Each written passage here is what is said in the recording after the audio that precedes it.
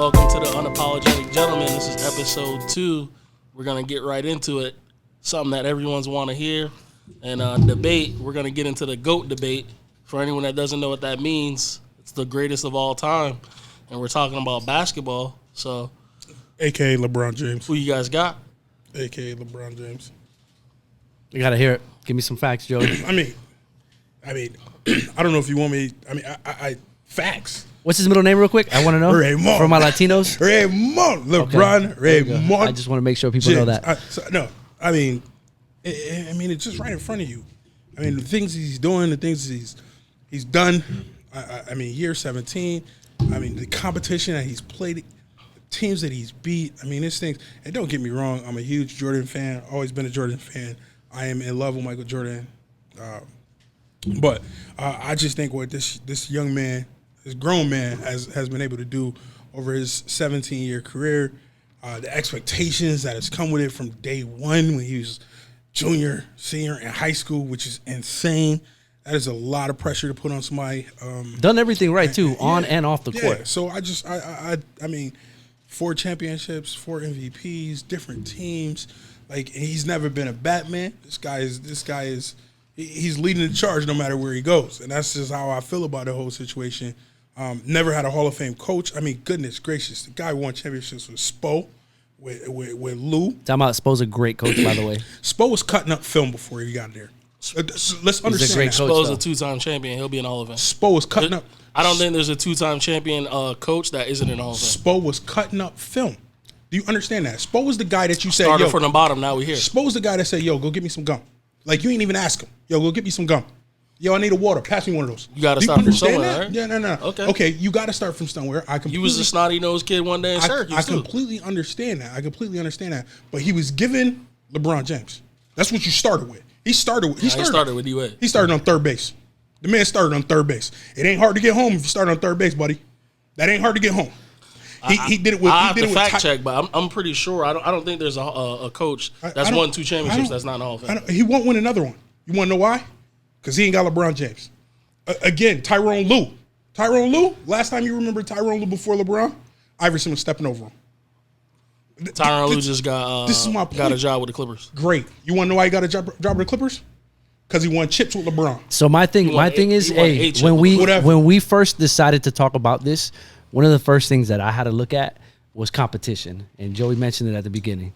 And to be honest with you, the 6-0 for Michael Jordan, he's won 6 NBA Finals, no losses. Who was his competition?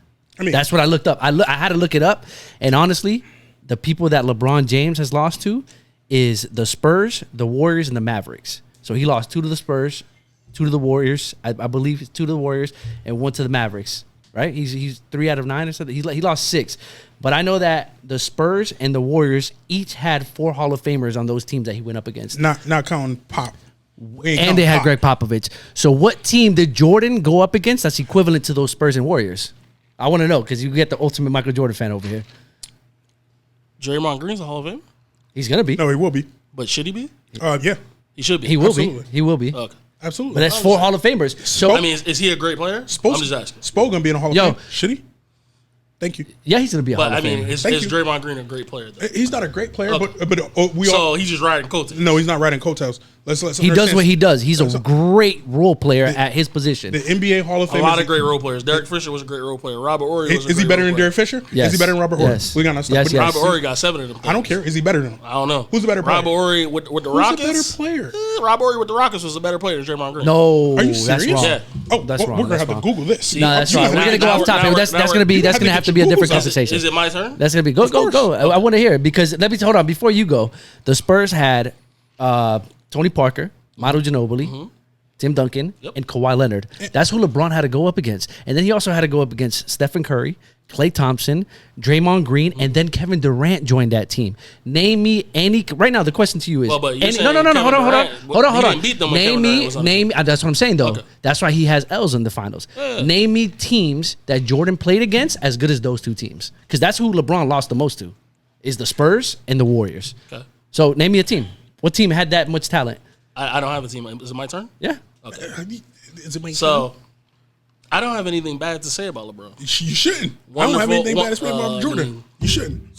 wonderful guy, great career. I mean, the things that he's done off the field with sending kids to school, his philanthropy with building a school, sending kids, giving kids scholarships, all the things that he's done.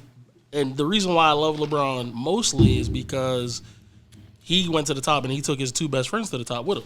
Like, there's a lot of people with $50 million in the bank and their friends are at home on the corner like Delonte West. So for me, that's like the ultimate reason why I respect LeBron. His career, I mean, it can't be argued. The things that he's done can't be argued. The 17-year stretch that he's had has been incredible. He's 8 years in a row to the finals. He's been the best player in the NBA probably for the last 15 years. So why do you argue every time? Those things I'm not arguing. Like, with all those things being said, to me, Michael Jordan is still the best player that's ever existed. What are you arguing? And the reason why is I don't need to go into statistics or championships because if you go by championships, Bill Russell's the best player, right? So it's not a championship thing for me or a loss, right? What it comes down to me is the eye test, and that's what I do for everything. Because are you gonna let me go? Yeah, but this is ridiculous. Because stats, right? For every era, for every sport, there's context to everything. Right, so let me give you an example. Okay, who's the best pass rusher in NFL history? There are a ton. Lawrence Taylor is the right question. He knows the answer. There are right? a ton. Lawrence Taylor is considered I would say Reggie the White, best defensive player ever, and some people consider him the best football player ever. Yeah. Right? He's nowhere near the all-time sack leader list. Right? But people saw him play and said, that's the best football player I've seen. As high as the others. Deion Sanders, to me, is the best defensive back I've ever seen in my life. Is he the all-time leader in interceptions? No. Is he the all-time leader in games played? No. Does he have the most championships? No. Barry Sanders is the best running back I've ever seen in my life. You know you're making an argument for LeBron right now. No, I'm not. Yeah. Because Michael Jordan, to me, right, it's about what you like, right? I like grace and I like finesse. LeBron's a power player, right? On the eye, to me, Jordan. There's no grace and finesse with LeBron? Not to the level of Michael Jordan. Yeah, because he's 6'8", 260. I know. He's not supposed to be. So on my eye, it's right? not supposed to So look there's as this thing graceful. also called PER, which is player efficiency rating. Number one ever all time, Michael Jordan. Okay? So we can go through stats, right? Michael Jordan played 11 full seasons. But you never answered my question, though. You're saying all of this, but you never answered my question. But let me finish. Let me finish. Michael Jordan played 11 full seasons in the NFL for the Bulls, right? He played 13, but his second year had a foot injury, played 18 games. He came back from baseball, played 17 games. So hold on, those don't count? No, they do count. Okay, great. But I'm saying in his 11 full seasons. I want to make sure. In his So 11, he's played 13 seasons. Yeah, in his 11 full seasons with the 13 Bulls, seasons. right? He led the league in scoring 10 times. So out of 13 years, he had 6 led MVPs. So right? 13 years, he had 6 finals MVPs. 6 finals MVPs. 6 championships. Now also think about James Harden, who leads the league in scoring right now.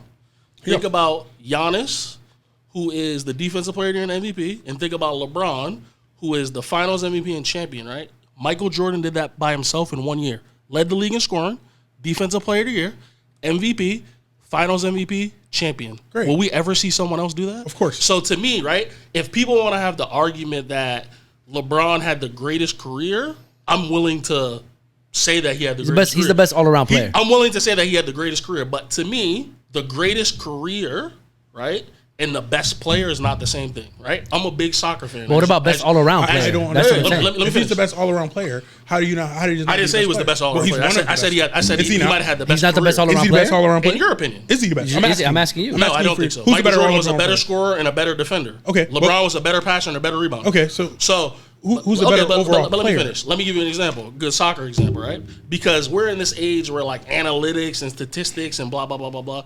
But like, it's about context. It's about seeing, right? So like you have Cristiano Ronaldo and Messi scoring all these goals, putting up ridiculous craziness numbers, right? But Ronaldinho's the best soccer player I've ever seen in my life. Right? I don't need to know how many goals he scored in his career. I know what I saw. Yeah. Right? So not He's only the better athlete. not only what I saw from Michael Ronaldinho's Jordan, probably a better athlete than both of them. He probably is a better athlete than both of them. He's definitely a better athlete He's probably than not a better Ronaldo. athlete than Ronaldo. He's definitely no, he's probably not. Without a doubt, he's a better athlete than Ronaldo. He's probably not. He's more athletic than Ronaldo. But let me You gotta be finish. kidding me. This guy doesn't watch soccer, so we're just. It doesn't make a difference. I know he's better. I've seen it with my own 2 eyes. Let me finish. My own 2 eyes. So, all those things being said, right, and Jordan still having great statistics, it's just an eye test for me. Like, to my eyes, he's the best player I've ever seen. And again, so, who he played and who they played, the athleticism. game was different, right? They had hand checking back then. This is Now athleticism. they have That's athletic. There's Hey, listen. now Yo, people are shooting more T, 3-pointers. Listen. Perfect example, right? Can I ask you something now? Go ahead. Answer my question. You went 6-0 in the finals. Yeah. What team did he play? I don't care about that. I don't care that LeBron How do you lost. not care about that? You gotta understand. When you're Jordan fans, because that's every Michael Jordan's fans thing. He went 6-0 in the finals. I've never said that. When you're Jordan fans, I don't care that. Who did he play in the finals? Because the Utah Jazz are the best team that he played. For me, right? When you're a Jordan fan, every series that LeBron played in the finals, he was the best player except for Dallas. So the fact that his team just couldn't cut it, or they wasn't ready, wasn't his fault. So I don't blame him for losing to those teams. When he was young and played against the Spurs, they had no chance. He was the best player on the floor.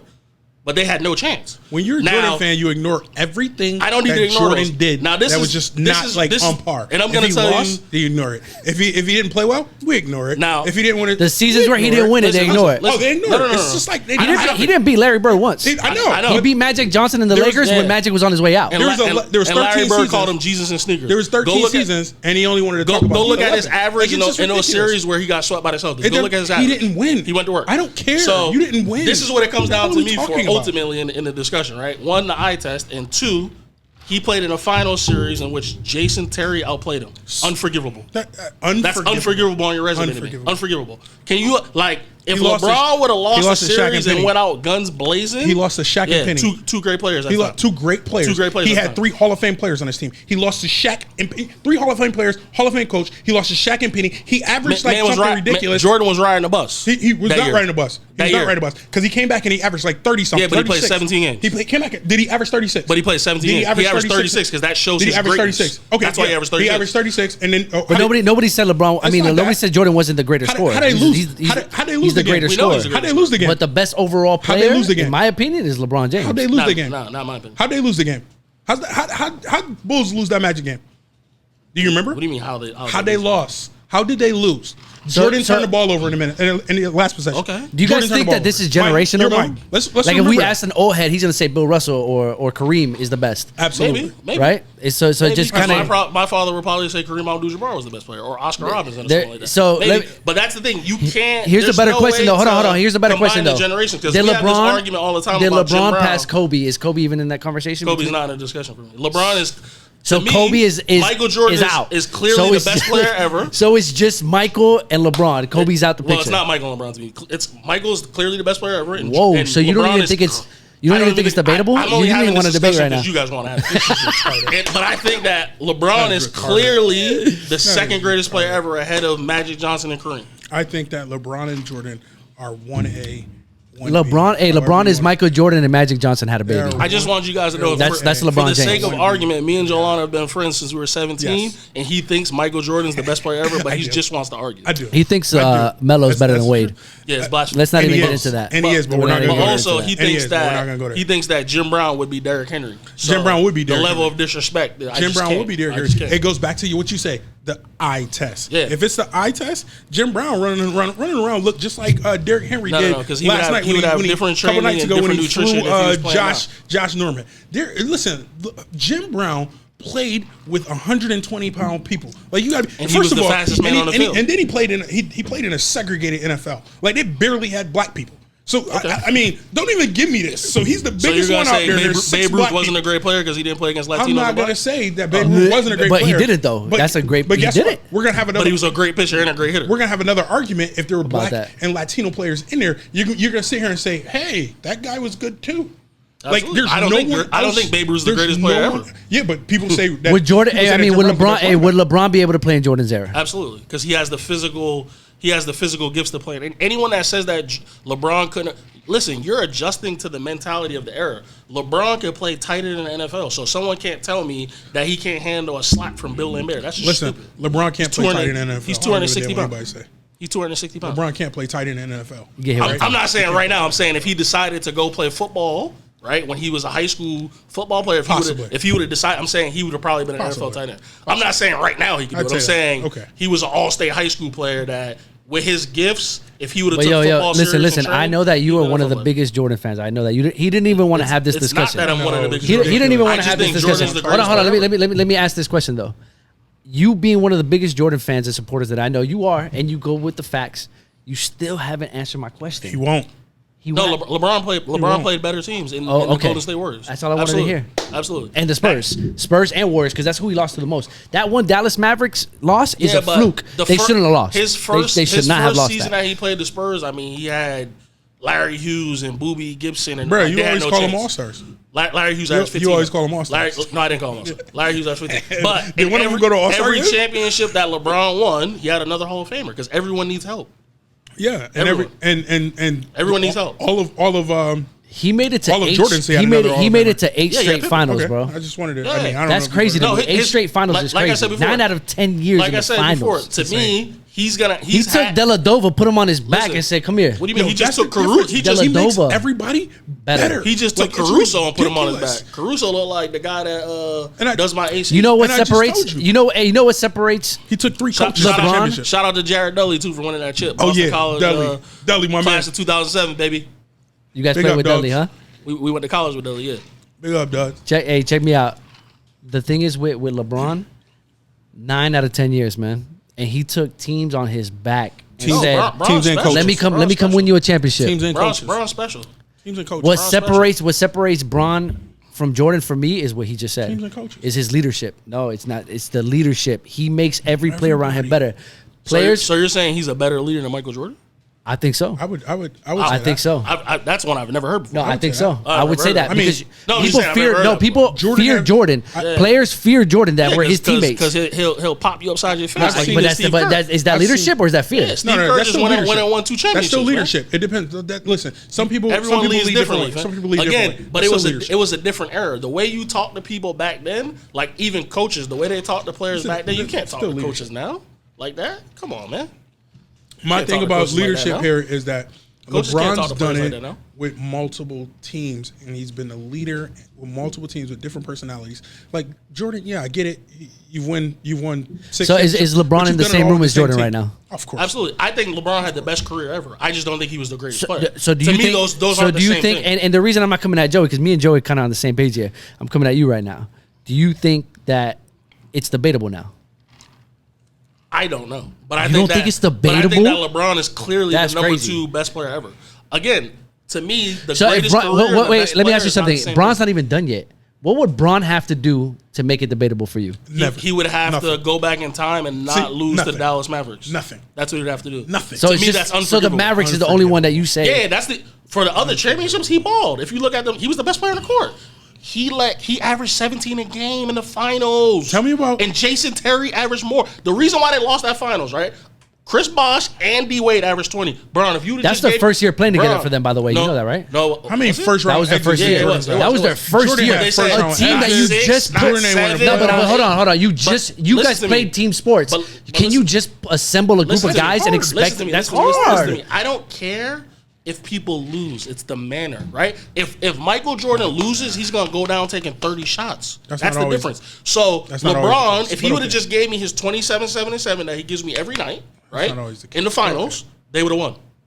Bruh, if Jason Terry averaged more points in a final series than LeBron. So if it wasn't for that series, what were your mindset? If it wasn't for that series, if he won that series, what would you say right now? It would be a debate. If he won that, if it was not even if he won it, if he played in that series like he always plays, normal capabilities, I wouldn't say anything. And if he would have won, so let me ask you something: if they win next year back to back.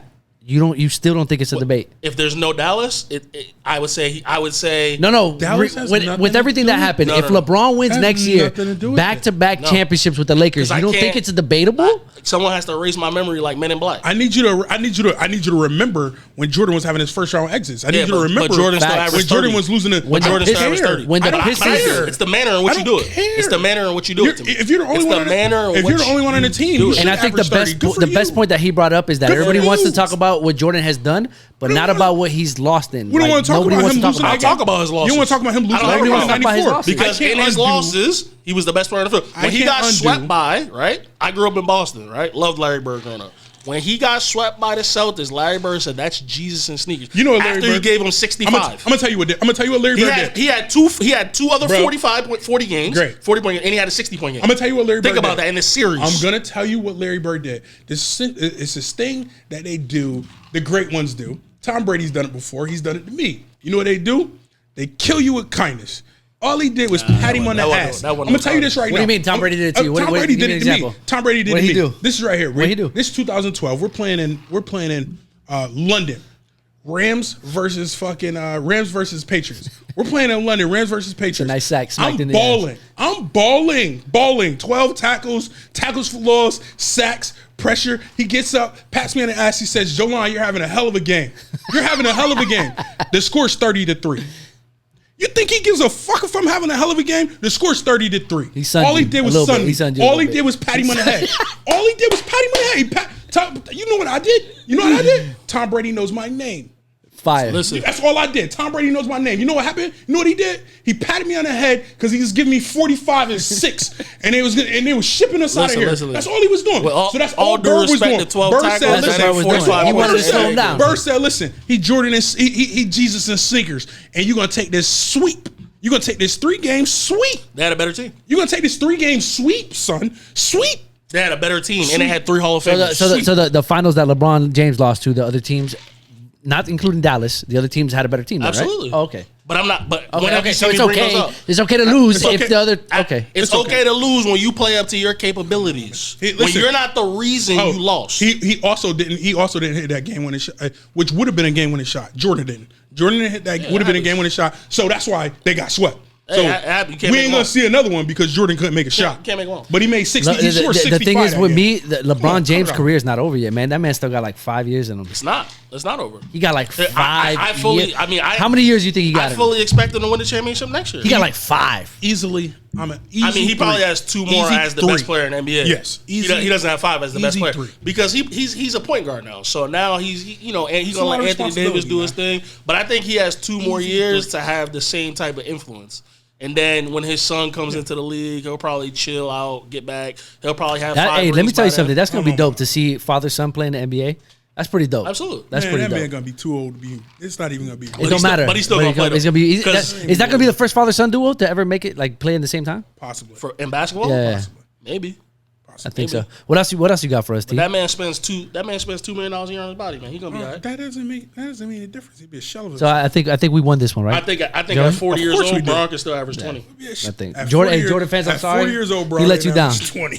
Huh? Yeah, 40, Bron ain't averaging 20. You don't think so? Michael Jordan did. No. Bron will average 20. Yeah, but Michael Jordan's a legit. Yeah, but Michael Jordan is smoking cigars and drinking cognac. Michael Jordan is a legit scorer. Yeah, but LeBron takes care of his body though. Like still, that's not LeBron. What you got for us, T? Next up, we won that, Joey. Of course, man. 1-0. Yeah. 1-0. I'll let you guys feel good. I'll pat you on your ass. Tom Brady, give us that Larry Bird. Give us that Larry Bird.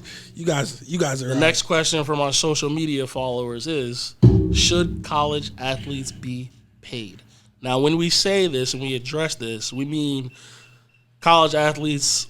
Mainly football and basketball, Power 5 conferences. People don't know what that means. That's the SEC, the Pac-12, the Big Ten, the ACC, am I missing? Big Ten, Pac-12, ACC, SEC. Big Ten, Pac-12, ACC, SEC. Is it a Big 12? Big 12. Big 12. Yeah. So... That's how long ago. And also, I believe what you got in that cup, man. I believe usually you say that pretty fast. Hey, man, this is tequila, man.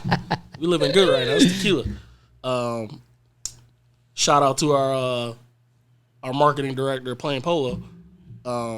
Shout out, Playing Polo. At Playing Polo. Also, I believe the UConn women basketball team also be paid. So listen, their games are always sold out. Just the UConn women. But listen, I didn't play college sports. I didn't play high school sports. So I want to be the one to ask the questions here for you guys because you guys played collegiate and you guys played in the NFL. Do you guys think that college players should get paid? Me personally, yes, I do think they should get paid. Do I want them to get paid? But wait. How much should they get paid? And it got to be paid evenly across the field. I'm upset that a softball player should get paid as much as a NCAA football player. No. That's why I limited it to basketball and football. I'm upset that I didn't get paid. Conferences. But okay, because you can't do that. I think if you're gonna pay athletes, you have to pay them all, and I think that you have to figure out a way to make it some kind of flat rate.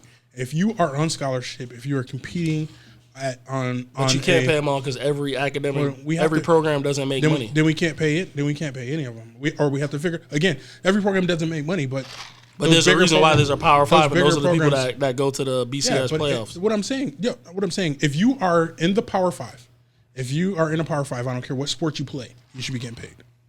And that's how I feel, simply because you can't pay a football player and not play the volleyball team. Of course you can, because you don't have to pay to watch the volleyball players' games. It's supply and demand. Yeah, it is supply and demand, and I understand that, but we're still collegiate athletes. And if we're all collegiate athletes, we're all here for one thing. The one thing the NCAA is $1 billion business. The one thing the NCAA hides behind is student athlete. So if we're all student athletes, then we all have to be treated fairly. And that's just the way I feel about it. And I want to ask you guys this, because Go. The reason why I disagree with that is because they're not putting in the same work. They are. Right? When you play football, you have to be at the school all summer. They are. All summer. You can't have an internship. You can't have a job.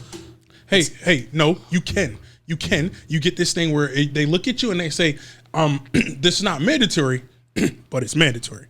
Yeah, so you can't have a job. So it's not that you can have a job. Did we have a job? Really, did you and I have a job? For how many weeks? Because we had to take Spanish. That's why. But also when we were showing up late for 7-on-7, did people notice? Yeah, of course. But did you and I have a job? We had a job one summer for 4 weeks. So that's what I'm telling you. You listen. So some of the stories that I've heard, and not from you guys, and I'm sure you guys can elaborate on this, is that there's athletes that are on the trajectory to go to the NFL, and they're barely able to eat. Absolutely. While they're at college. But so they've addressed that. It's not that they're able to eat at college. That's not. So how does they're able to eat at college? Tell me. That's what I'm saying. It's the fact that they can't support the people that love them and the people that are at So they got families that. Yeah, they can't do that. They're eating at college. Got it. They're eating, so you guys go. You guys get fed. Bored. You want for nothing at college. But the whole time you guys are thinking about your family. You're thinking about your family at home. Of course. So you're eating steak and shrimps at training table before the game, and your parents might not know where the next meal's coming from. Yeah. And that's all you guys have in mind. The crazy thing is too, like, my parents couldn't go to one away game my whole college career because they couldn't afford it. So you guys listen. You guys went to Boston College, which is one of the top academic schools in the nation, right? Obviously, you need money to go there. Give me a percentage of the football team that you guys think came from poverty. Every player that was black for the most part, so that'd be at least half the team. So give me a percentage. If you had to give me a percentage. I'd probably. This is a guess, obviously. I'd say more than half. Yeah. 60, 65. And the NCAA is making how much? They're over. Now, mind you, it's a big fucking problem then. It's a non. Because you guys are fucking kids going to school, you're getting a free education. You're eating good, but the whole time you're thinking about your fucking family back at home. Of course. Like, that's bullshit. But think about it. It's a non-profit organization that makes over $1 billion a year from sports. Everyone's getting rich. The coaches, the administration, the AD, people, the trainers that work on players. Like, granted, they should get paid and they're doing their job, but everyone's getting. It's the only business where the talent doesn't get paid. So do you guys blame these college athletes that use their merch and they sell it to pawn shops and shit to get money to absolutely not. Are they still telling Reggie Bush that he can't go into the College Football Hall of Fame, or is that already squashed? I don't know. USC just said that he can come back to the school. I mean, I wouldn't be surprised if they give him back his Heisman. How much money do you guys think that Reggie Bush himself made for that fucking school? Millions. And they're telling him that he can't sell his own merchandise.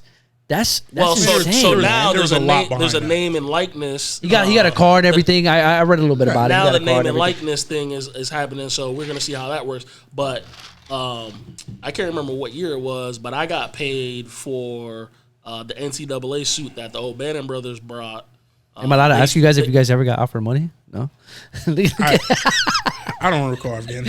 All of a sudden you guys have amnesia. All right, next question, huh? I never took any money. But I got paid from an EA Sports lawsuit because EA Sports used to have the NCAA football game that they used our name and likeness. So that proves right there that they knew that they were making money that they should have been sharing. Again, I think they should get paid, but I think how much though? How much should they get paid? I mean, you guys played. What do you guys think would be a fair? Now, do they have to go by sport and break it down? It's a full-time job plus overtime. Right? So do they have to go by sport though? Because the college football team makes way more than the volleyball team or the softball team or the baseball team. Your school makes an X amount of dollars. So from that X amount of dollars, I think that's the way you give it to your players. And I think you divvy it up somehow and give it to your players that way. So we disagree because I believe only sports that you should get paid are football, basketball. Are the ones that are bringing the income. And of course, UConn women's basketball. But the thing is, you say that, but when you're playing women's soccer or whatever you're playing, you're still at training camp. You're still getting up in the morning to work out. You're still getting up in the morning to practice. You're still going away to games. You're still struggling to go through money. Yeah, but you're still going through the entire process that football players are going through. You're going through that entire process. I can't tell you. Football's the only team that I've seen at school the whole summer. I can't tell you. True or false? No, basketball. I've seen basketball players. No, they stay for one semester. Yeah, but not both. Tyrone, if you wanted to leave, you could have left. Yes, don't give me that. Don't give me that. I know that. But the thing behind it is you can't get better. You're not gonna get. Yeah, you're not gonna get better. But that's a personal choice. If I wanted to leave, I could leave. Was the expectation for every football player to be there the whole summer? Yes, the expectation was for everyone to be there at summer. Because when people wanted to do internships and this, that, and the other, coaches were looking at them side-eye. Absolutely. Like, do you want to start this year? No, of course. Of course.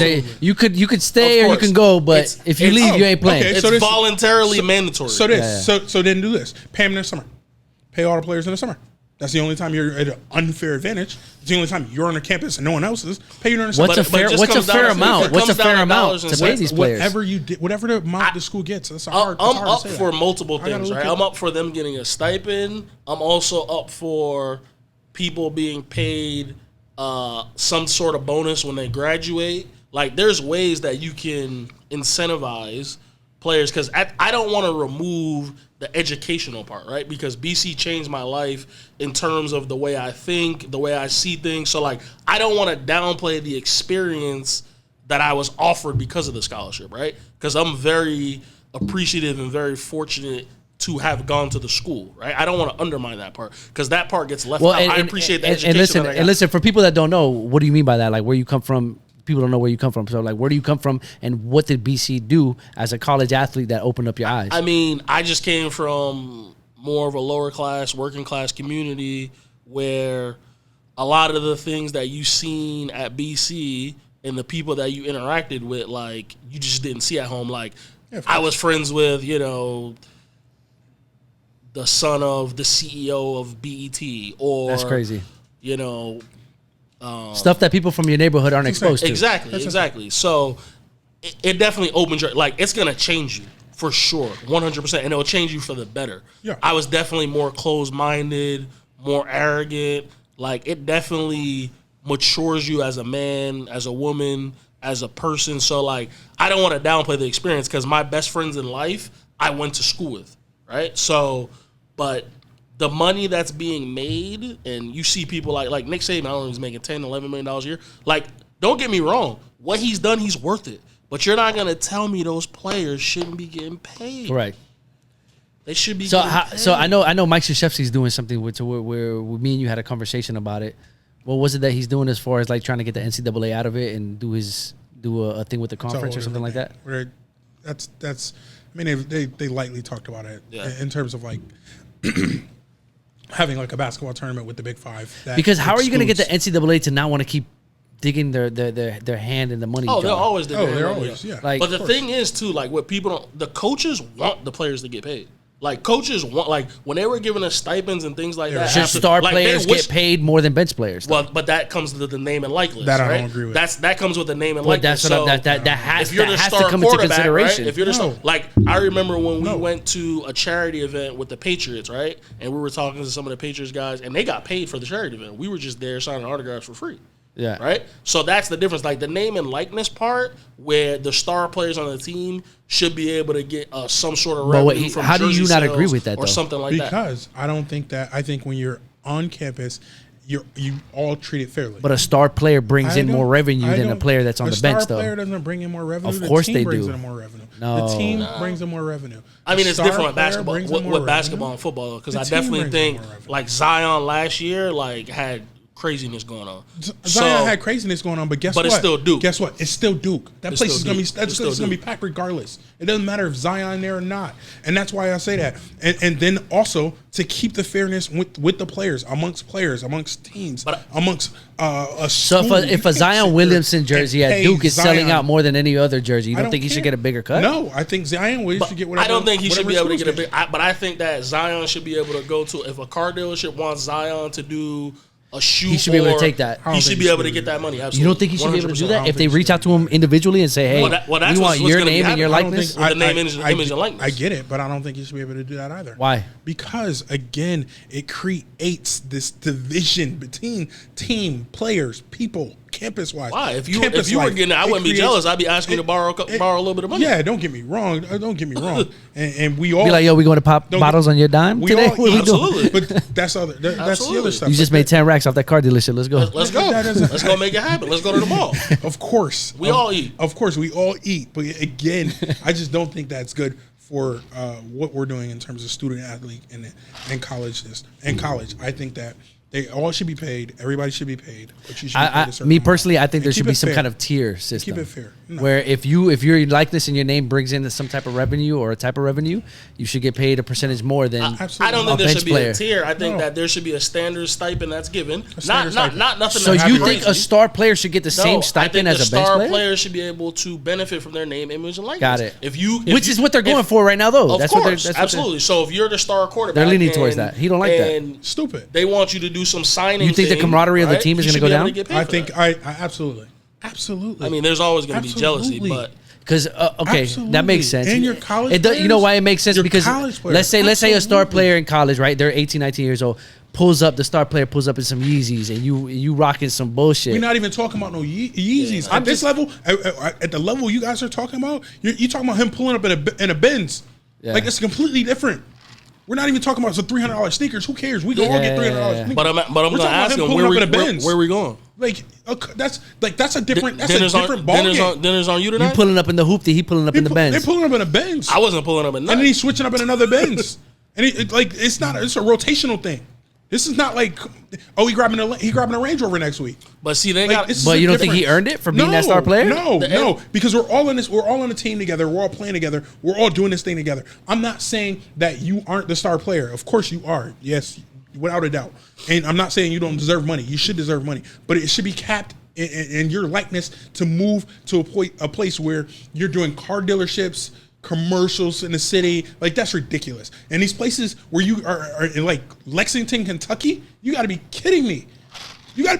Columbus, Ohio, these middle of nowhere places. You play in Omaha, Nebraska, and you're a quarterback in Omaha, Nebraska. So what you're telling me, get everything. No, but let me ask you Literally. something. No, but Joey, let me ask you something. I'm playing devil's advocate here. So you're telling me that right now, if a star player has the chance to provide food and money for his family back home, you don't think that he should? Should he get a stipend for No. I'm talking about his name and his likeness. He shouldn't be able to go to a local car dealership that's offering him $10,000 to use him in a commercial. You don't think that? Absolutely. No. We're giving him. We're providing him for everything. We're providing everything for him: housing, food, with the exception of clothes. And now we're giving him a stipend every month. Well, it depends, because that's X amount of dollars to help out back home. But now they give you the cost of the tuition, right? The actual cost. Now they didn't do that when we played, which is between $2,000 and $4,000. And if you're really poor, like me and Joel, where you got that Pell Grant, so money. They get you money with the Pell Grant. It's like $5,500 a year. And then, so there's ways. Then, like we had an ACC check where it was like for toiletries and things like that. So they find ways to get you money. But I just think, like, I would be in favor of paying people like some type of extra bonus for like when they graduate. And like even if you held the money in escrow, I wouldn't be opposed to that. We're guys talking are graduating with no debt because they went to school for free. And then what if they had a $40,000 or $50,000 in the bank? To start off. We're talking about giving an 18-year-old $10,000. Wow. But if you get the Pell Grant and the cost of tuition, you close to getting that anyway. You close to getting that one time for the year. Yeah. But we're talking about giving an 18-year-old $10,000 every time he does a commercial. So if he does, we're talking about could be more. We're talking about Zion. So for example, Zion does 10 commercials. He just made $100,000 in 6 months. Yeah, Are we kidding me? But then Cam Newton Are get we 180 racks serious? to go to Auburn? Illegal, but yes. So are we serious? You gonna give an 18-year-old 100 bands? You want to know how much trouble gonna happen on that campus? You don't know how much trouble he gonna get into? Let me tell you. So what would be the solution for that? Then? I don't know, but you not that. Giving some kind of stipend makes sense. Yes, giving some kind of stipend that caps it makes sense. A band, $1,500 a month. You don't need for anything when you're on college. And when you're in college, you can give that back home. But if I give you $10,000 every third month, like you're gonna be killing on campus. You're gonna be killing. Yeah.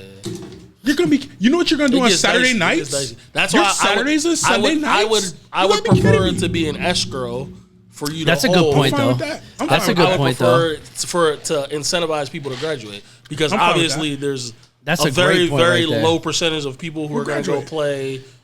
So if the local car dealership goes to the star player and says we want to pay you $10,000 for this ad, that money has to go into an escrow account that you get once you graduate. I would say a percentage. That would be. I would say like that would make a lot of sense like right there. Where like you can, we give you $1,000 up front, and the rest goes. The rest goes to escrow. You can get 5% of it, and then we'll put the rest in escrow. That would make it okay. That would make more sense. That makes sense to me. Because the thing is, like, I remember one year I got my Pell Grant. I bought my mom a living room set. Right, so it's just little things like that come along for a lot of the kids that were like us that you can help, and most of the guys that I know they want to help, right? So, or if you need to pay your cell phone, or maybe you have a car and your family can't afford the car insurance. Or and you know what's crazy though when you say that, T? I've had some friends that went and played in college, and they didn't go to as big as colleges as Boston College.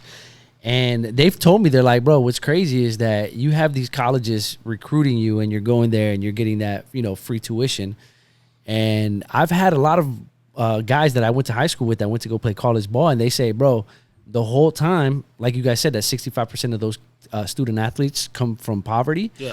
They would tell me like, bro, my mom and dad have never come to a game because they can't afford to fly out here. Absolutely. Of course. So absolutely. I want to say that, and I want to say that so people out there that don't realize that most of these student athletes do come from poverty, where they can't even afford a plane ticket to go watch their kid. That's insane to me. So when you say that student athletes shouldn't get paid, come on, man. My mom would drive. You got to change the mindset on that. She would drive 4 hours, and I don't even know how she met this lady in Boston, and she would stay at her house. The girl, whatever it takes, bro. As a parent, whatever it takes. The girl's last name. Her niece was a cheerleader for us, Boca or something like that. I can't remember. But my mom somehow sat next to her at a Boston College football game. They became friends. My mom would drive up 4 hours and basically bunk at her house just so we could watch my football games. Whatever it takes, and then leave after. As a parent. And drive 4 hours back after. And the reason why I said that is because I want people that are viewers that don't realize where some of these student athletes come from. You need to really have that perspective and say, wow, you know what? It's to not be able to your kid, and we're all parents here. As much as you love your kids, you would do anything for your kids. That you can't take a day off of work to go watch your kid play a college football game because you can't afford it, and the NCAA is not going to pay you. It's why I went to Boston College. It's one of the reasons. One of the big reasons. One of the big reasons why I went there. Like, I needed to be close enough that my mom could drive. So on this topic, we all agree that student athletes should get paid. Yeah. Right? Absolutely. Not ridiculous. What else we got, T? You guys want to give them 10 bands every goddamn commercial. What's wrong with you? So another one of our social media followers asked, should more black athletes choose HBCUs over major college programs? I guess I'll go first here. I can go first. Okay, go ahead. And my answer to that is I don't know. And the reason why I say that is, right? The reason why I say that is I got a few questions on this. Most black people can't name you 10 HBCUs, right? And the reason I can't name you 10 and the reason why is, right, because of the money that these other big time programs have and the notoriety, like it's just different. Like the amenities, the coaching, the facilities, like they're not on par because of the money that's generated from TV and just the school in general. Like BC, I think when we were going there, I think my freshman year was 36,000. When we left, it was 53. Now it's like 70 something, right? So there's so much money being pumped into these schools that it's very hard for HBCUs to. Now, back in the days, tons of former NFL stars went to HBCUs. Walter Payton, Jerry Rice, Shannon Sharp, Terrell Owens, Michael Strahan. I'm forgetting people, but there's tons of guys in the Hall of Fame that went to. But it was a different time back then, right? And then a lot of guys that go to HBCUs too.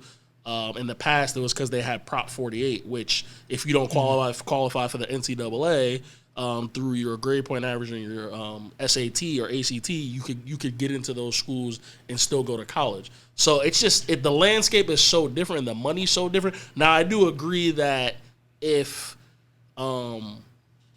more elite athletes went to HBCUs, like they probably would be able to get the money up. You see Deion Sanders just became the head coach at Jackson State. But there's a pathway. Like in the NFL, I think this year there was 19 players on open day rosters from the HBCU. I think the most that there's ever been in recent history was like 32, which was in like 2016. Let me ask you guys this. What benefits a star player, right? Let's say a top 10 recruit in high school. What benefits him? What are the benefits of him going to an HBCU? I think we need to first understand that the significance of an HBCU in terms of black people, minorities, and how important it is for how important it is, how important that past is, and how important that future is. Do I agree? Do I think that it would be beneficial? What are the benefits is what I'm asking. Do I think it'd be beneficial? It's going to be beneficial. One, for you're not a minority. It's hard for me to the benefits for an athlete, for the athlete, a star athlete. Now, for the star. The question athlete, is star athlete. My problem is I think the benefits are there. The benefits are it's more valuable for the school than it is for the athlete. Correct. That's why I asked that question. And that's where because you're bringing that star athlete's bringing in money for the school, so he's doing it more for the culture than he is for himself. But I think if you're a black athlete, because I know a lot of people that graduated from HBCUs, and the things that they have is I feel like they have like a expectation and an arrogance that I love, right? Because they went to a school where they weren't minorities, because a lot of them were around black excellence, because a lot of the people that go to HBCUs come from well-established, affluent families that are doctors and lawyers. I am slightly a lot jealous. of them keep the tradition going. So like a lot of the black people at HBCUs are accustomed to being around excellence, right? So that they see in each other, right? When you go to a regular school like BC, most of the excellence is what percentage of minorities are at BC? What'd you say? Guess. There's probably maybe 2,000 minorities at the whole school. And how many students? Out of 10,000. Yeah. Okay, so 20% maybe. But that's including everyone: Asian, Native American. Got it. I mean, how many black people went to the school? And when we brought up that question and we saw that was one of the questions we were going to talk about. The first thing that I wanted to ask was I understand that it benefits the school. I think it benefits the school. But how does it benefit the star athlete? Because then he's doing it for everybody else. It doesn't benefit them. If you're they're doing it for the culture. Like when Steve McNair was at Alcorn, like he raised the school to another level. Yeah. Like I knew about Steve McNair, and he wasn't playing at a big time. It doesn't benefit them. So you're putting the school on the map more so than they're putting you. But they just can't. You're getting the best training. It's hard to compete. The best strength and conditioning at a major program. So let me ask you guys. You guys both were athletes that got recruited, and you guys went to Boston College. It's hard for me to say if you had a son, right? You had your son, and your son said, "Hey, Dad, I'm thinking about going to an HBCU, or I'm thinking about going to Boston College, something like of that magnitude." And the scholarship. What would you guys think would be more beneficial for your son? I'm gonna do the same thing my mom did to me. My mom literally let me make the decision for myself. Yeah, my parents let me make decisions. I think that's the best thing to do. So I'm going to sit here and I'm gonna take him on both visits, take him on all the visits he wants. If you can go back in time, would you go HBCU or BC? I would go to BC because my best friends in life and my wife I met at BC. I would agree, but good answer. Wife is listening. I also knew nothing about HBCUs when I was 17 years old. Knew nothing about them. I knew a little bit about them, but up north in the Northeast, there's not. I don't know. I mean, the closest HBCU was Delaware State. Maybe. You know what's crazy? I almost went to an HBCU. One of my friends, when I was going to the Air Force, my friend Kurt, black guy, and he's like, bro, don't go to the Air Force, man. He's like, come with me to FAMU. He's like, you not being black, you'll get a scholarship. Absolutely. Yeah. He's like, come with me and he literally was drilling it to me. And that's one of the regrets that I have because I for one, the stories that he told me that happens. FAMU gets it cracked. Right next to FSU. Ooh, they get So that's one of the things that I regret. I remember when I was on lockdown in the military because we have curfew. I had 9 p.m. curfew. I remember he was at FAMU and he was sending me just pictures and videos and stuff like that on phones. And I was just like, man, this is crazy. Did I make the right decision? But as far as the HBCUs, man, that was what I wanted to ask you too. That was I was thinking about it and I was like, how does that benefit a star athlete? How does it benefit? I wish it benefited him more. I mean, again, it benefits them in the ways that I said. Like, there's an arrogance that you have about. I just also think it limits them so much. It would limit their exposure. And don't get me wrong. You mean as an athlete? Yeah. Don't get me wrong. The NFL and the NBA will find you anywhere. Absolutely, they'll find you because 19 HBCU guys were opening their rosters. So don't get me wrong. They'll find you. But I just think as a college athlete, that experience and that exposure and that. I think you're gonna miss out on it, and if you're that kind of athlete, you should enjoy that. Yeah. You should enjoy that. You want to play at Penn State where it's 110,000, you want to enjoy that. Clemson where it's 80,000, or Tennessee where it's 95,000. Like you want to experience that. It's when you play at stadiums like that. I used to like playing away. Well, listen, I've never had to deal with that. How is that when you're a freshman walking in and then you look up and you see a stadium full of 40, 50,000 people, man? What's that feeling like? 40, 50,000, nothing. But when you start to get in that 80, 90, 100, that's a different feeling. Like it's crazy. At Virginia Tech, they used to play the Sandman song, and they would like ring these cowbell, or it was crazy. I used to enjoy playing there more than I played. It's by far the best playing at home. Best college stadium I've ever played in was Virginia Tech. Clemson's crazy. Clemson's good. Clemson's probably the next best. Virginia Tech, bro, they get it. Not to mention BC Virginia Tech tonight. And I got that thing on Virginia Tech. I mean, not BC. Joel's a degenerate gambler. Don't worry about it. BC, what else you got for us, BC with the upset. BC with the upset, baby. With another question someone had with the whole Dak Prescott thing that just happened, and we seen what Le'Veon Bell just did. They wanted to know, should players hold out over risking injury for a big payday?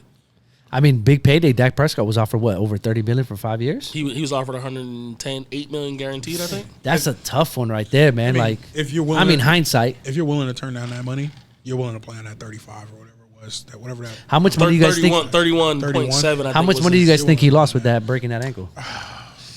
Percentage. He lost a lot. He lost a lot. I think he lost a lot. I mean, the Jones family came out and said he's our future, but now they just being politically correct. I bet. But they have all the power in negotiations. I can say that today, and then when I'm Andy Dalton could go on a run when I'm picking 10. So when everybody else when every sports channel was negatively talking about Le'Veon Bell, about how he's not a team player, holding out, blah, blah, blah, blah, blah. Fools. Now it just looks like he did the right thing. He looking real good right now. He's looking real good right now. And he's on a championship caliber team. I didn't respect anything that they did. And he got $28 million from the Jets, right? Almost $30 million. I didn't like when his teammates were saying bad things. Yeah, that was crazy. We all know, as a player, as a former player in the NFL, you already know, without a doubt, you never talk about a man money.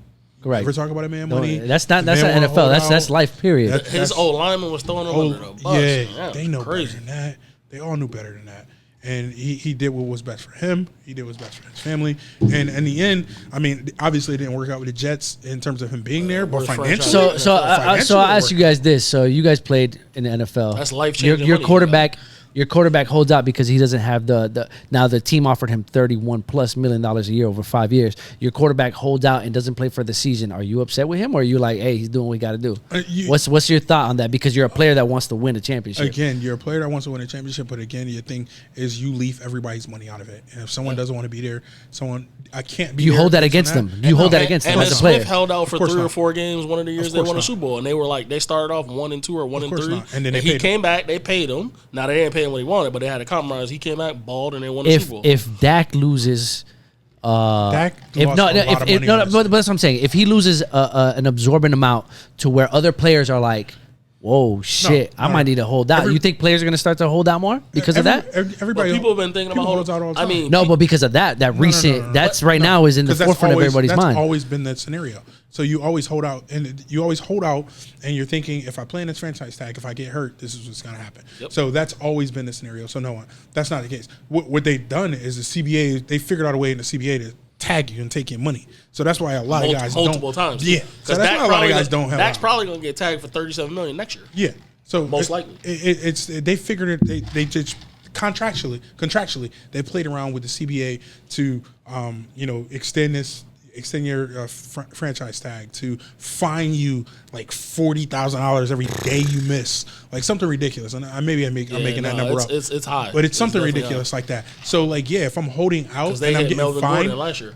$20,000-$30,000 a day, that's ridiculous. So it makes it's that's what's the most you ever got fined, by the way? Like $20,000. That hurt. So there's all right. So the reason why I said that is because I obviously I'm a NFL fan, right? And when people say, "Oh, they got 20,000," no, 20,000 is 20,000 regardless of how much money you at. Don't hit me with that. I hit me with that. But what I'm saying is that like when you get fined, they say it's 20,000, right? Yeah. But you take it to arbitration, you always appeal your fine, and they cut it in half. They cut it in half like 95% of the time. So arbitration is the way to go. Unless you like a repeat offender, they'll cut it in half. Or James Harrison. Yeah, so you just go craziness. You have because I hate having discussions with people that never played in the league or got paid that much money and say, "Oh, that's 20,000. That's nothing." It's like 20,000 is people got families and people to take care of. Listen, man, I've been fined before, and you see that 10, 15, leave your check. Come out, you're like, and whoa, you like, yo, I can use that 15 bands. Like, it is. So based off the question, then Le'Veon Bell and Dak Prescott, no one is wrong here. Like, you're gonna do what you're gonna do. It's on an individual basis. Then it's on an individual basis, man. You would hope. I would have hoped. I would have liked to see Dallas and Dak come to an agreement. You think he was asking for too much?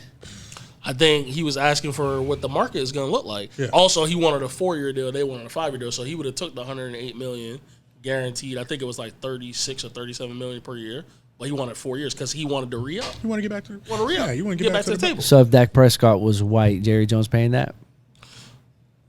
I don't think it's a white-black thing. I just think excuse me, Joey. I think camera's on you, but I think that they believe that that's a great question right there. That Tony Romo was a better quarterback. No, and I don't believe in that. his heart of hearts.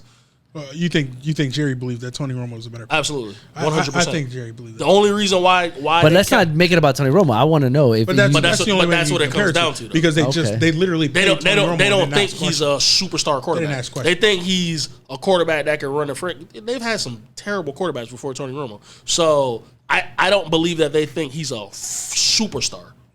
And they don't think. And the only reason I'm asking that question, and it's funny because Joey just made that face. I wasn't baiting you with that question. The only reason I'm asking that question is because there's a lot of these quarterbacks that are Caucasian that they have a long leash. But I've seen a lot of quarterbacks that are not, and that's why I made that face. I mean, that's a conversation that we've had many times. That's a different conversation. Absolutely, we've had that conversation many times. I don't know if they would have argued much about his 4 or 5 year deal, whatever it was, or his figures, if he was Caucasian. I don't think they would have put up as hard of a fight.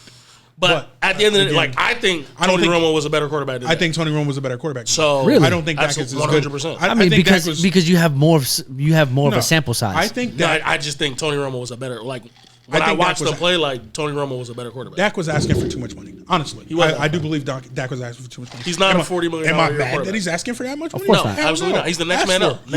Ask for it. And the market's paying it. Carson Wentz didn't deserve the money he got. Jared Goff didn't deserve the money he got.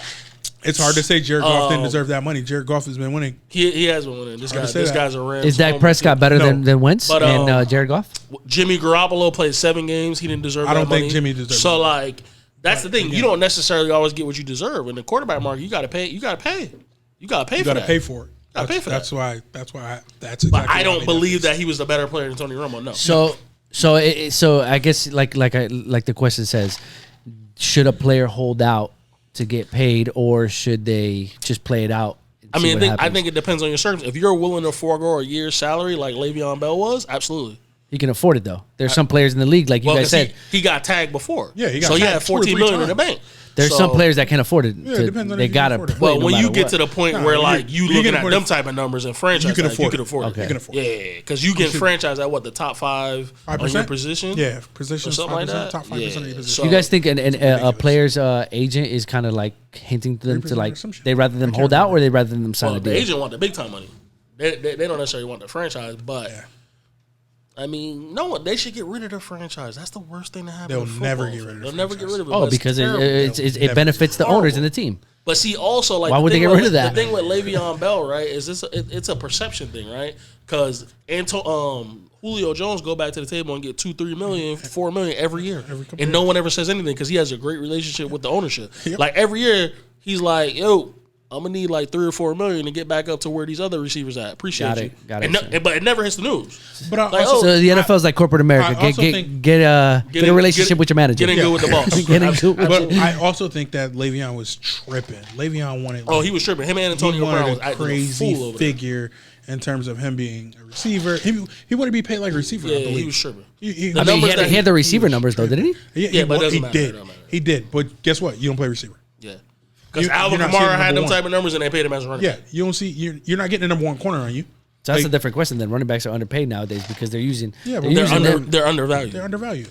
Correct. I can find 100 of you. Because I mean, there's only so many that can run and catch, and you need to be able to catch. It's a passive league. The last great running back that couldn't catch was Adrian Peterson. There'll never be another. I don't think there'll be any more running backs like that. If you can't catch the ball, I mean, great. That's the difference. Great. Did you guys play against him, by the way, Adrian Peterson? I did. And he is hell on wheels. Adrian was special. Man, hell on wheels. You ever play against him? I never played against him. You play against him? But was he the hardest? Was he the hardest? The best running back you ever played against? No, the best running back. Whoa. Best running back I ever played against. No, let me not say the best running back. Topic. Let me not say the best running back. Well, he's probably saying the best performance, maybe. No. I'm asking you. When you were looking across the field, was he the best running back that you've ever played against? Yes. If we're talking about that, yes. I'm thinking you're talking about the hardest tackle. Okay, who's the hardest tackle then? Hardest tackle is Marshawn Lynch. Really? Lynch he's a damn boatload. He's a damn boatload. Okay. Beast mode. Like monster. But Adrian Peterson is a tough tackle. Don't get me wrong. Probably a second. I remember one story that Joey shared with me. He goes, he said one time, you always say get skinny when you going through the lineman, and you said I seen him just get skinny and he just exploded, and you said you never seen a running back explode. Man. I mean, he can do some things that was special, man. Him, Chris Johnson. I'm surprised that you said Marshawn Lynch though. It makes sense. Is Marshawn Lynch a Hall of Famer? Chris Johnson almost tore my hamstring off one day. Is Marshawn Lynch a Hall of Famer? No, but I would. It would be nice. It would be great for him to go in there. Wait, Chris Johnson. Who do you think is more deserving of Hall of Fame? Frank Gore or Marshawn Lynch? Marshawn Lynch. Without a doubt. And I like just so everyone knows, Frank Gore is third all time in rushing. Yes, Frank Gore has also been playing. I'm from South Florida, so I'm gonna go Frank Gore here, man. I'm gonna go Homer. I was born in 1985. 1987 was Frank Gore's rookie year. That's how long he was playing. 1987. That's not true. That's not true. You're 35. Frank Gore's 38. Frank Gore's been playing in the NFL for 40 years. Longevity, baby. Frank Gore was Joe Montana's running back. What else you got for us? Disrespectful. Frank Gore's been playing for 60 years. He's the only running back that's ever played 60 years. Goodness great. And he's about to start. He's a starting running back for the New York Jets right now. He's a starting running back for the Jets. 43. Giving work. Starting running back. Third all time. Nah, I don't know about giving work right now. At 56 years old, he's a starting. You can get on the NFL roster at 38 and as a running back. I gotta respect you. I do respect him. I think Frank Gore's. Listen, I played Frank Gore when he was in his prime. When he was in his prime, they were hell too. He was hell. He was hell up in San Fran. We lost to him in the playoffs, the division game, and in San Fran when I was playing in New Orleans. Man, he went hell. He went crazy. And then I played him. What made him hard to be an opponent? You know something. He's a tough. He has this uncanny ability to stay on his feet. Like he doesn't do anything special. Balance. He's just that balance, that offensive line at that time. The way he would just like hide behind there and just. I mean, he's 5 yards a pop. That's been his career. 20 years from now, 5 yards a pop. He's a 5 yards a pop. Remember our freshman year when we played Miami and we redshirted. Hell on wheels. Frank Gore had his shoes off at halftime. Frank Gore had his shoes off at halftime. The game was over. It was 12 minutes into the first. But you know what's crazy, and I want you guys to share with everybody that's listening. This is probably one of the best stories that you guys have told me. You guys said one time, and I'm gonna let you guys tell the story. You guys told me a story about Sean Taylor, your offensive coordinator, dialed up a play to go against Sean Taylor. Yeah. And tell me the story about that. But and then he came up to the sideline and said, "Yo, don't try me like that." What happened with that?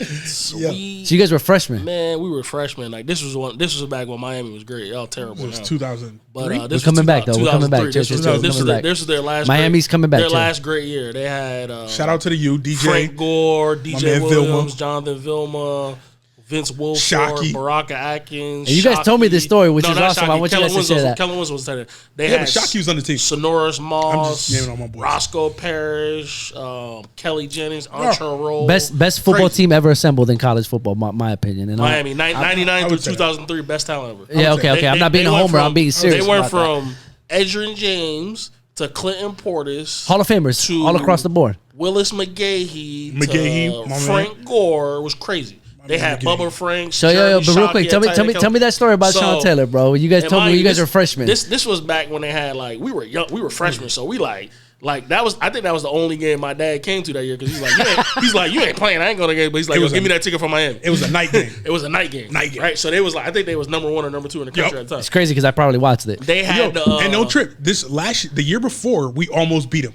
BC almost beat them the year before. But Ed Reed strip Knight was it Derek Knight? Strip D Knight was strip Derek Knight. So right. So get this. We almost beat him the year before. We lost. So guess what? And the whole time, the narrative was we should have beat him. We should have beat him. We should have beat him. So I know UM in the back of their head, they damn near just lost the game to BC. They out here like, oh, we gonna kick their ass. Mm-hmm. Oh, we gonna beat their ass. And I'll let T tell the story. T tells it better than I do. We were on the sideline, right? So we're watching the defense because this was like we looked up to these dudes. Of course. Their defense there was crazy, right? You couldn't play on that defense unless you were a first-round pick back then.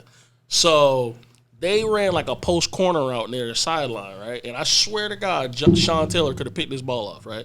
But he slapped it out of bounds and looked at our coach and was like, "Don't fucking try me ever again." Fucking try me looked again. at our coach. I was like, "What the?" Don't try me again. On? Holy shit. R.I.P. Sean Taylor, by the way. Are you kidding me? So it wasn't immediate. It might have been. It was his senior year?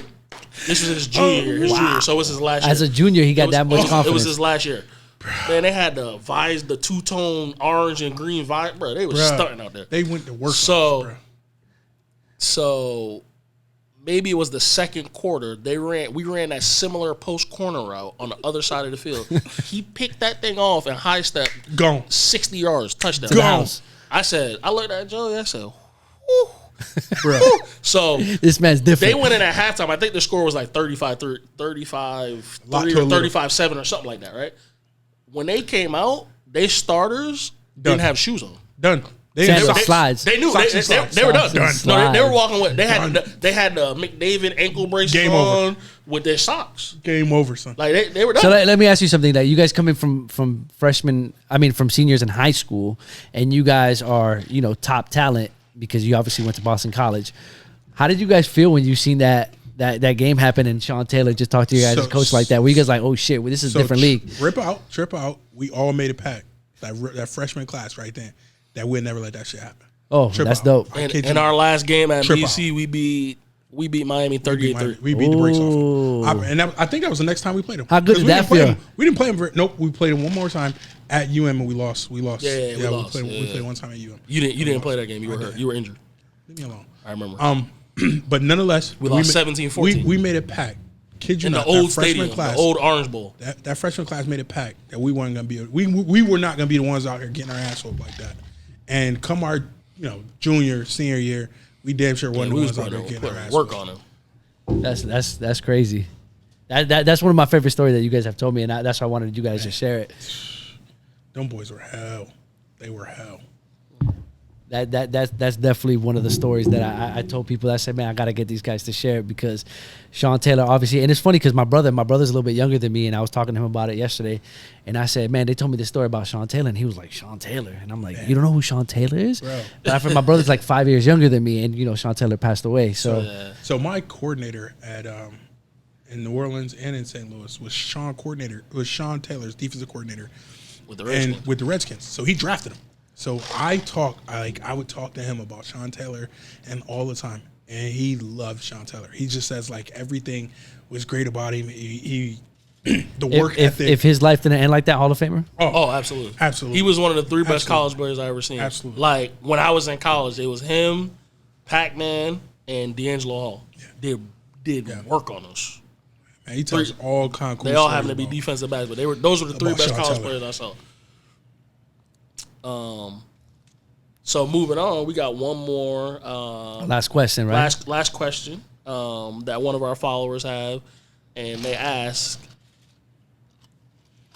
is your video game play affecting your relationship? Ooh, ladies, this is the part y'all want to listen to right here. Hell no, and I don't care if it is, because when that plane leave, when duty on, it's over. Son. Hey, let me tell you something, man. I'll tell you guys straight up. I know when it's time for me to get off. I'll tell you that much. I know when it's time for me to get off, man. When my girl rolls over and turns her back to me, I know it's when I hit you guys with the last one. last one. So I think there with the question is video games playing a part into affecting your relationship? I think it could, if you're not doing it the right way as far as timing yourself like that and spending way too much time on there. Because at the end of the day, man, you guys know we all play Call of Duty together. It's the time with the boys, man. It's the time with the boys. It's like a virtual version of going to the club together, man. You with the boys, man, on duty. I think that, I'd rather be in the house than playing video. You'd rather be in the house playing video games than me outside running around, right? So what's the difference? So you'd rather be on duty than on booty? Is that what you're saying? is that what you're saying? Listen, not in those words. Listen, we play Call of Duty so much. My wife asked me, "What time's the plane take?" What time's the plane? Well, even my in-laws are like, my father-in-law look at me like, "What time?" He'll look at his watch and be like, what time's the plane take? So I think to answer the question, man, I think that you have to have moderations. Of course. Obviously, the life is about balance and moderation. You can't be addicted. Like, so we can't. I tend not to play unless my son's asleep or it's late at night. So it's not interrupt. Like, I'm not gonna interrupt like daily life duties to go play video games. Like, correct. Normally, I play when there's nothing else to do. We usually play like 10 o'clock at night. Yeah. So if anybody wants to come get some, 10 o'clock at night. You already know. Warzone. You already know. I guess that's it, man. That was the last question for us, man. That was good stuff today. Yeah, man. That's episode 2, man. Definitely check us out. Like, share, subscribe. It's the Unapologetic Gentlemen.